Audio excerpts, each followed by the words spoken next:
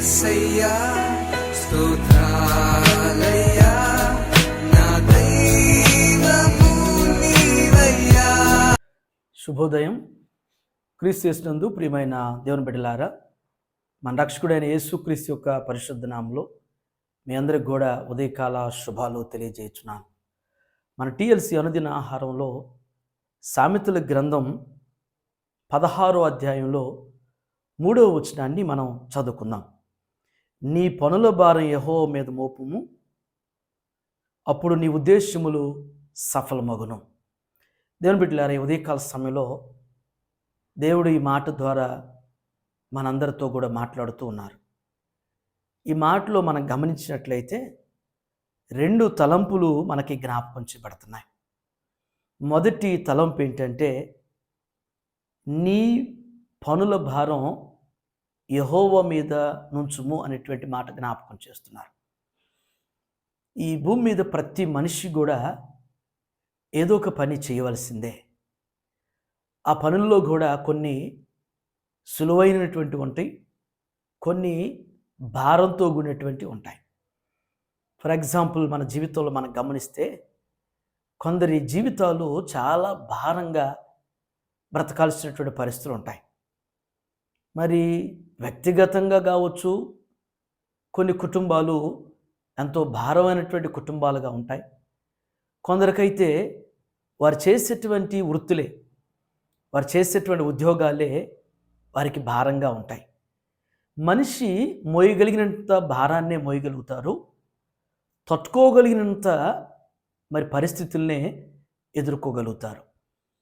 అది భారమైనా, పనుల ఒత్తిడైనా, అదేదైనా కానీ అది ఎక్కువగా ఉంటే మరి మనిషి మోయలేనటువంటి భారం అవుతుంది. మన భారాలు ఎవరు పంచుకోరు. అది వ్యక్తిగతమైన, కుటుంబపరమైన, ఉద్యోగరీత్యా భారమైనా కానీ ఎవరి భారాలు వారే మొయ్యాలి.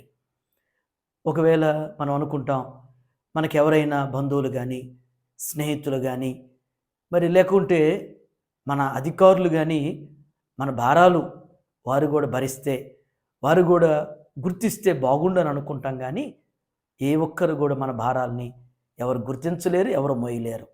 ఎవరి జీవితాన్ని వారే జీవించాలి. విశేషం ఏంటంటే, దేవుని బిడ్డలారా, దేవుడు జ్ఞాపకం చేస్తున్న మాట ఏంటంటే, నీకున్నటువంటి ఏ భారమైనా, అది వ్యక్తిగతమైనా, అది నీ కుటుంబపరమైనా, లేకపోతే నీ ఉద్యోగ వ్యాపారపరమైనటువంటి బరువు అయిన భారమైనా, ఆ బరువుని నేను షేర్ చేసుకుంటాను, నా మీద మోపుము అనేటువంటిది జ్ఞాపకం చేస్తున్నారు. ఈ తలంపులో, ఈ వచనంలో ఒక మంచి తలంపు ఏంటంటే, షేరింగ్ అండ్ సక్సెస్ అనేటువంటిది గుర్తు చేయబడుతుంది. అంటే మన భారాన్ని, మన బరువుల్ని దేవుని మీద మోపము అనేటువంటిది దేవుడు జ్ఞాపకం చేస్తున్నాడు. అది ఎలాంటి బరువైనా, భారమైనా కానీ ఖచ్చితంగా దేవుడు అంటున్నాడు, నీ పనుల భారం నా మీద మోపము, నేను నీ భారాన్ని నేను షేర్ చేసుకుంటాను, నీకున్నటువంటి బరువైనటువంటి భారభరితమైనటువంటి జీవితాన్ని నేను నీ కొరకు భరిస్తాను అనేటువంటిది దేవుడు మనకి జ్ఞాపకం చేస్తున్నటువంటి తలంపు. 2వ తలంపు ఏంటంటే, అప్పుడు నీ ఉద్దేశము సఫలమగును అంటున్నాడు. ఆశ్చర్యం దేవుని బిడ్డలారా ఇది. ఎందుకంటే దేవుని మీద మనం మన భారాన్ని, మన బరువును ఆయన మీద మోపితేనంట మన ఉద్దేశం ఏదైతే ఉందో, చాలామందికి చాలా ఉద్దేశాలు ఉంటాయి భూమి మీద. కొందరికి మంచి ఉద్దేశాలు ఉంటాయి, కొందరికి చెడు ఉద్దేశాలు ఉంటాయి. దేవుడు అందరి ఉద్దేశాలు నెరవేర్చడు, సఫలం చేయడు, అందరి ఉద్దేశాన్ని సక్సెస్ చేయడు. కానీ దేవునికి మన ఉద్దేశం మంచిగా అనిపించాలి.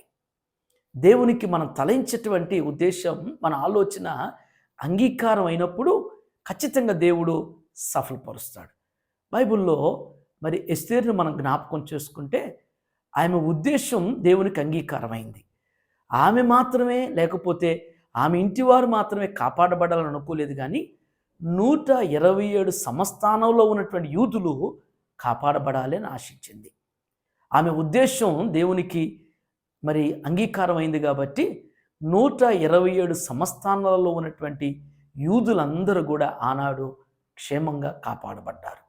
కాబట్టే ఈ ఉదయకాల సమయంలో దేవుని బిడ్డలారా, మన జీవితంలో కూడా మనకున్నటువంటి ఏ బరువులైనా, ఏ భారాలైనా, మనకు మించినటువంటివి, మనం మోయలేనటువంటి భారాలు మన ప్రభు మన పక్షాన మోయటానికి సంసిద్ధంగా ఉన్నాడు. ఆయన మీద మోపుకోవటానికి మనకు సమీపంగా ఉన్నాడు.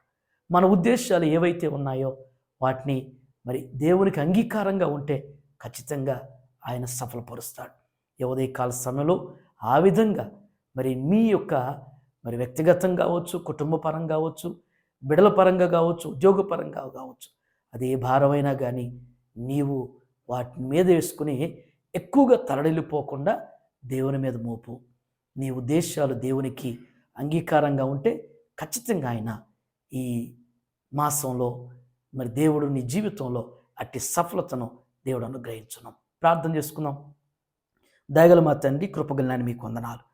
ఈ ఉదయకాలం ప్రభు శ్రేష్టమైనటువంటి తలంపు ద్వారా మాతో మీరు మాట్లాడేందుకు వందనాలు చెల్లిస్తున్నాం.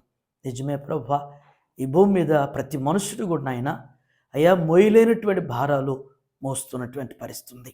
అయ్యా మించినటువంటి బరువులు కూడా మోయాల్సిన పరిస్థితి ఉంది. కొందరి జీవితాలు అయితే భరించలేక మోయలేక అయ్యా మరి చాలించుచున్న పరిస్థితులు ఉన్నాయి. తండ్రి, మీ బిడ్డలైనటువంటి మాకైతే నాయన మీరు ఇచ్చినటువంటి గొప్ప భరోసాను బట్టి మిమ్మల్ని స్తుతిస్తున్నాం. మాకు ఏ భారాలు ఉన్నా కూడా మా ప్రతి బరువును ప్రభువా మీ మీద మోపమని జ్ఞాపకం చేశారు. మా జీవితంలో నా తండ్రి ఈ ఉదయకాల సమయంలో టీఎల్సీ అనుదిన ఆహారం చూస్తున్న ప్రతి బిడ్డ కూడా నాయన అయ్యా వ్యక్తిగతంగా కావచ్చు, కుటుంబ పరంగా కావచ్చు, వృత్తిపరంగా కావచ్చు, వారు కొన్నటువంటి భారాలు మీ మీద మోపగలిగినటువంటి వారుగా అయ్యా మీరు వారి ఉద్దేశాలు సఫలపరిచేటువంటి రీతిలో దేవారి పట్ల మీ కార్యం జరిగించండి.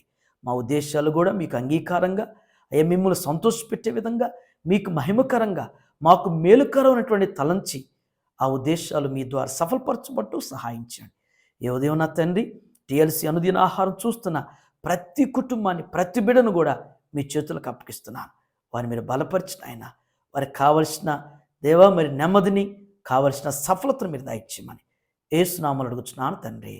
ఆమేన్. దేవుడు మిమ్మల్ని దీవించునుగాక.